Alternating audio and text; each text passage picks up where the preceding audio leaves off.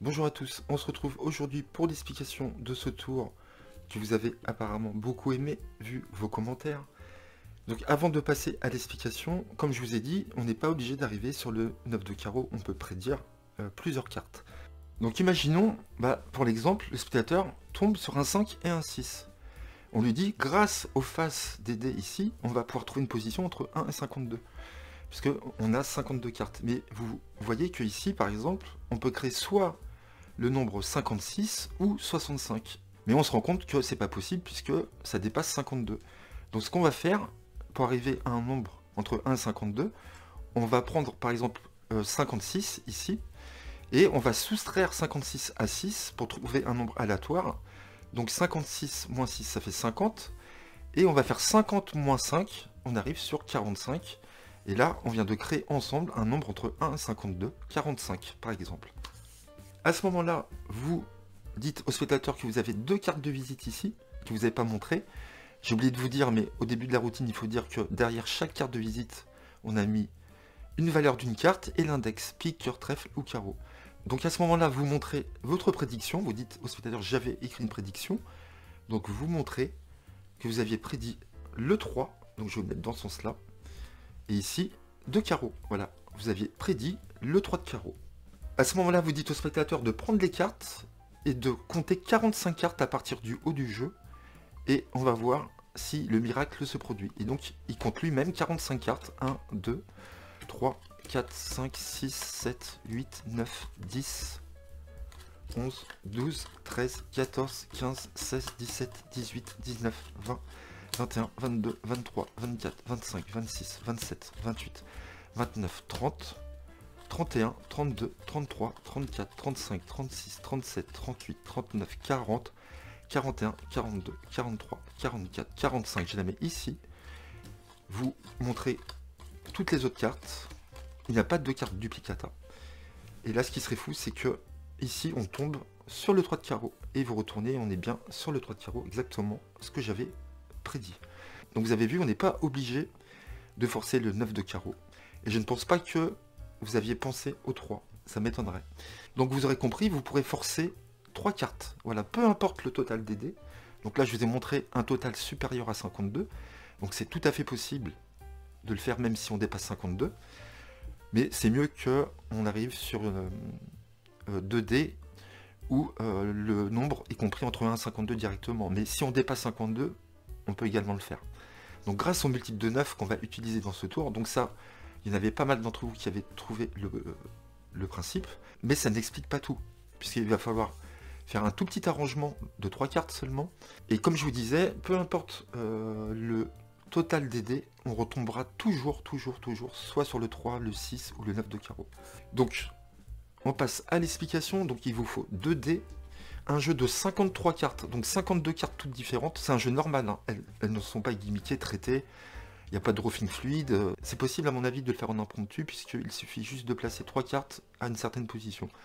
Donc je pense que c'est possible entre 2 tours. Quand vous avez fini un tour, vous regardez vos cartes comme ça, puis vous placez vos cartes comme ça sans que ça se voit. Je pense que c'est possible de le faire en impromptu. Moi je le ferai pas parce que je suis pas assez doué pour le faire. Donc il vous faut un jeu de 52 cartes. Le jeu est totalement normal, vraiment. Il n'y a pas de gimmick, il n'y a pas de cartes traitées. Et un joker. Ensuite vous allez prendre le 3 de carreau, le 6 de carreau et le 9 de carreau. Donc le 6 de carreau, le 9 de carreau et le 3 de carreau. Donc il n'est pas difficile comme tour puisqu'il n'y a pas de manipulation, il y a juste des petites choses à retenir en mémoire si on doit compter à partir de la face du jeu ou à partir du dessus du jeu.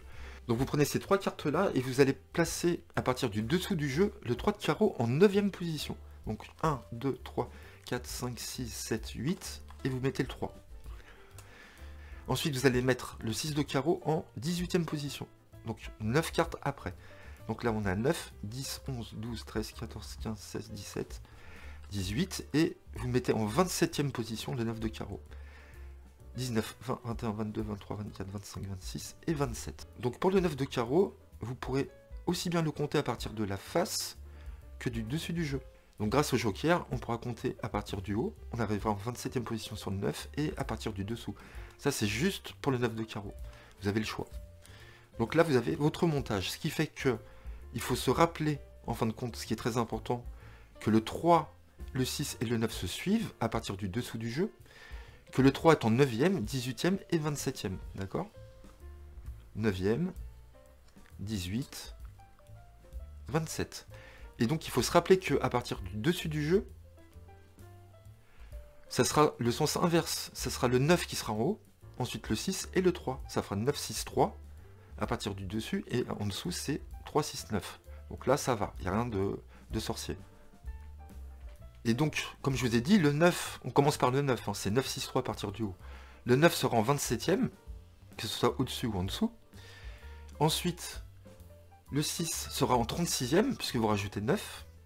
Et ensuite, le 3 sera en 45e position à partir du dessus du jeu.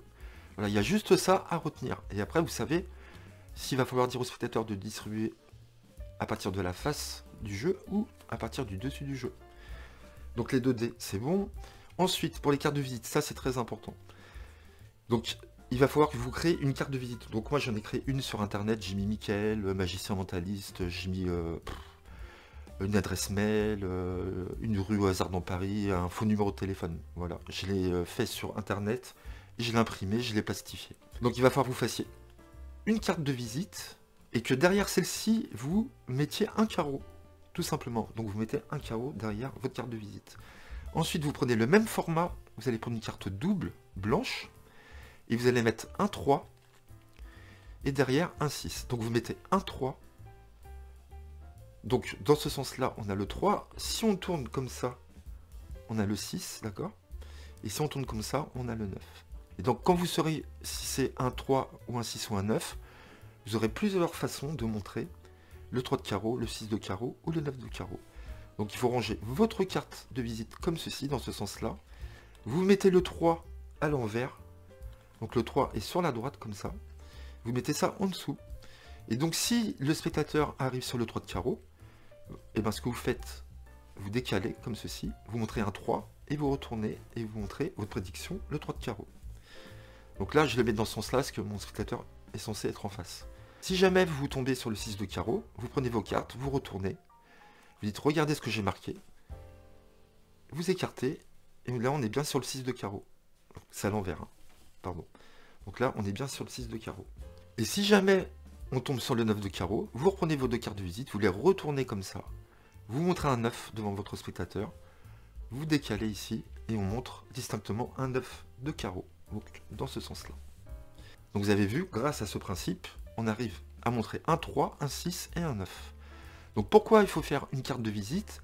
Si vous le faites que avec des faces blanches des deux côtés, le spectateur pourrait croire qu'on pourrait marquer plusieurs choses.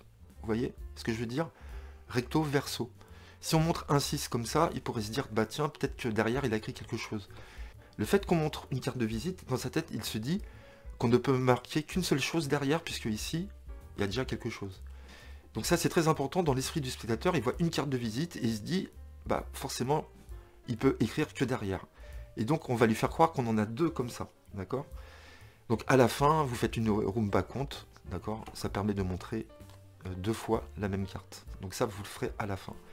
Donc là, c'était pour le principe, vous avez compris à peu près comment ça marchait. Donc, comment ça marche avec les dés? Bah, c'est simple. Donc, vous rangez bien comme ça, hein, votre 3 à l'envers. Donc votre spectateur est en face. Donc vous rangez votre 3 comme ça et votre carte de visite, vous la mettez soit comme ça ou comme ça, peu importe. Et vous déposez. Vous êtes prêts à commencer votre routine. Vous avez votre montage de prêt. Vous avez vos 2 dés. Vous dites j'ai un jeu de cartes. Donc là vous pouvez montrer un jeu de cartes de 52 cartes. Elles sont toutes différentes. Il n'y a pas de cartes duplicata. Vous dites j'ai 2 dés. Vous dites voilà j'ai 2 cartes de visite. Et derrière chacune d'elles j'ai marqué le nom d'une carte, la valeur d'une carte.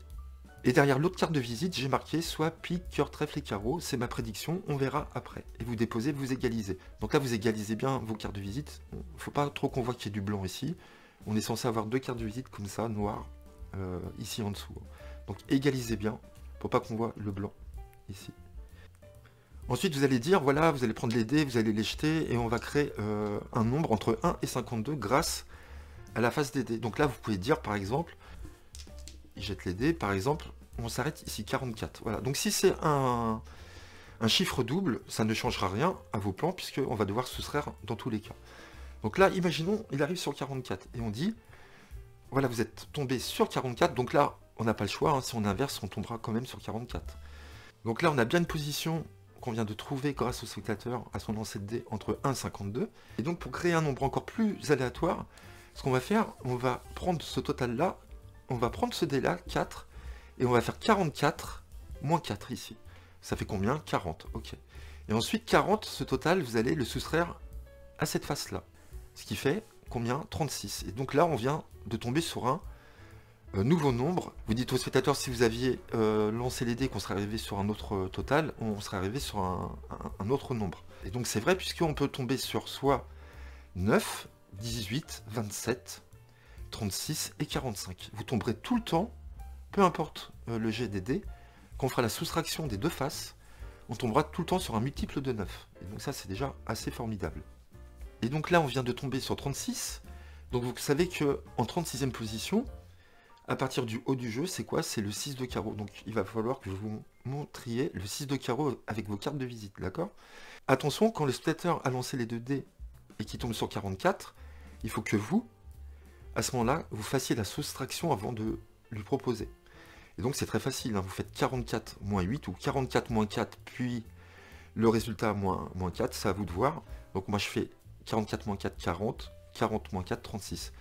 Moi je sais que là, tout de suite, j'ai 36 en tête, et je sais que 36, c'est le 3. Et donc là, avant de faire la soustraction, tout de suite, là, vous avez 36 en tête. Vous dites, je vais vous montrer mes 2 cartes de visite, et je vais vous montrer ce que j'ai écrit derrière. Et vous retournez, comme je vous ai dit, vous montrez un 6, donc vous mettez comme ça, et vous décalez comme ça. Et vous dites, j'ai prédit un 6 de carreau. Et le fait que le spectateur ait vu votre carte de visite juste avant celle-ci, il pense qu'il y en a 2, et donc forcément il se dit, bah il n'a pas pu écrire d'autres choses, puisque derrière, il y a ça décrit. Donc là, il est persuadé que il n'y a que le 6 de carreau qui est là devant ses yeux. Il ne peut pas s'imaginer qu'il y a un 9 et il y a un 3 également. Et donc là, il faut vraiment sortir votre prédiction ici avant de proposer l'opération qu'on va devoir faire dès à présent avec le spectateur. C'est très important. Et là, vous n'avez plus qu'à dire à votre spectateur de compter à partir du haut, parce que vous savez que le 6 de carreau est en 36e position à partir du dessus du jeu. Donc ça, il faut bien que vous le sachiez.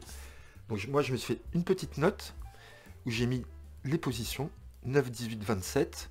Je sais que ça sera toujours à partir de la face, et on trouvera le 3, 6, 9. 27, 36, 45, ça sera toujours à partir du haut, et ça sera dans le sens inverse, on trouvera 9, 6, 3. Voilà, donc c'est pas très compliqué à apprendre ceci. Et donc là, vous le laissez compter. Donc il va compter 36, il peut compter face visible. 1, 2, 3, 4, 5, 6, 7, 8, 9, 10, 11, 12, 13, 14, 15, 16, 17, 18, 19, 20, 21, 22, 23, 24, 25, 26, 27, 28, 29, 30, 31, 32, 33, 34, 35, 36, 6 de carreau. Et vous montrez qu'il n'y a pas d'autres 6 de carreau, parce que là, le spectateur, il va vouloir regarder les cartes pour voir s'il n'y a pas d'autres 6 de carreau, ça je peux vous le garantir. Vous pouvez lui laisser les cartes dans les mains, il n'y a rien à voir. Voilà.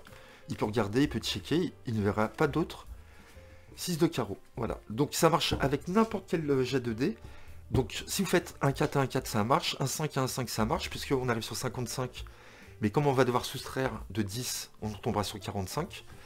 Donc ça marche à tous les coups, sauf le double 6 qui ne sert à rien. Puisque si on fait 66 moins 12, on tombera sur 54. Donc 54, ça dépasse 52, donc ça ne marchera pas. De toute façon, si vous tombez sur un double 6, vous dites à votre spectateur, 66, c'est pas possible, puisqu'on n'a que 52 cartes. Donc vous lui dites de jeter les dés à nouveau. Voilà, s'il fait 55, ça marche. De toute façon, on tombera sur 45. Donc voilà, peu importe le total. Voilà. Si vous voulez montrer... Alors, je pense pas que ça soit nécessaire de montrer les 2 fois les dos de la carte de visite, puisque il pense réellement que vous en avez 2 comme ça, même s'il en a vu qu'une. Il est persuadé que on n'a pas pu marquer d'autre chose. Mais si vous voulez, vous pouvez. Hein. Donc vous reprenez comme ceci, vous égalisez. Vous avez vu, j'avais bien prédit le 6 de carreau. Vous faites une rumba, comme ceci. On remontre une nouvelle fois le 6 de carreau. On ne voit pas le 9 ni le 3. Et on a montré, soi-disant, 2 fois cette partie-là. Donc ça, c'est pas nécessaire, puisque le spectateur pensera qu'on a vraiment 2 cartes de visite comme ceci. et qu'on n'a pas pu marquer d'autres choses, puisque lui, dans sa tête, dans sa mémoire, il a cette image-là. Donc il se dit pas qu'il y a quelque chose d'autre de marqué derrière, vous voyez. Mais ça, c'est pas obligatoire. Mais moi, j'aime bien égaliser, me montrer comme ça. Je fais une rumba. Donc je suis là, je décale, je pose comme ça. J'ai montré 2 fois le dos et j'ai remontré le 6 de carreau une nouvelle fois. Donc là, dans la tête du spectateur, il va pas vouloir toucher à ces cartes-là. Moi, je vous conseille de le faire dès que le tour est fini. Vous dites, vous avez vu, j'avais bien prédit le 6 de carreau. Voilà, et vous déposez et vous rangez le tout. Donc si vous tombez sur 2-1 par exemple, attention, hein, ça ne fait pas 2, ça fait 11. Donc là, on dit au spectateur, vous avez créé un nombre 11. On serait arrivé ici, on aurait pu faire 15 ou 51. D'accord, vous êtes arrivé, donc là, vous êtes arrivé sur 2-1. Donc là, dans tous les cas, si on fait ça ou ça, on arrive sur le nombre 11. Si on fait 22 et 2, on arrive sur 22. 22 moins 4, 18. On arrive sur un nombre multiple de 9. Si on fait 2, 3, on fait 33 moins 6, on arrive sur 27. Vous avez vu, à chaque fois, on arrivera sur un multiple de 9. Donc ça ne marche pas pour 66, d'accord? Parce que 66 moins 12, c'est pas bon. On dépasse quand même les 52. C'est juste le double de 6 qui ne fonctionne pas, sinon tout le reste fonctionne à merveille. Voilà, je vous ai tout dit, c'était un peu long, je suis désolé. Je voulais être très clair, très précis dans mes explications, pour que vous compreniez bien ce principe qui est super. J'espère que vous avez aimé, que vous le ferez. Je vous dis à bientôt les amis, merci, bye bye.